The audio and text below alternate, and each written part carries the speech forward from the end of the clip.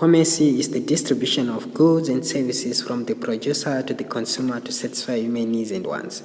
So in this lesson, we are going to look at these highlighted words, which are the keywords of the definition. So commerce, as we defined before, is the distribution of goods from the producer where production takes place to the consumer, who is the final user of the goods and services. So the producer makes goods according to the needs and wants of the consumer, who is the final user.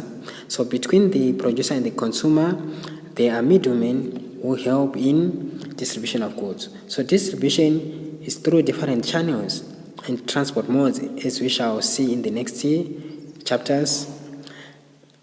The middlemen are wholesalers, retailers, and agents who buy and sell from each other until the goods and services reach the final user, who is the consumer.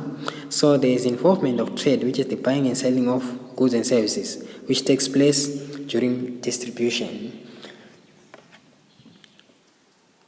Goods. By definition, goods are physical or tangible products. There are types of goods.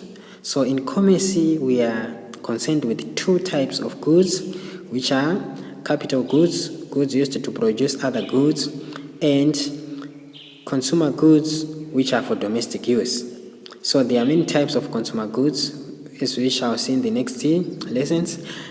Services. Services can be defined as the action of helping or doing work for someone, or the benefits that are derived from an activity. Services can be classified into two, which is direct services, which are benefits derived directly when an activity is taking place, like nursing and teaching. And we also have indirect or commercial services, which includes banking, insurance, warehouse, advertising, and transport. Commerce can also be defined as trade and as to trade. So, as we have seen in the previous definition, there is involvement of trade and as to trade in commerce. So this chart highlights that commerce can be branched into two, which is trade and as to trade. And the trade includes home and foreign trade, and as to trade are commercial services or indirect services.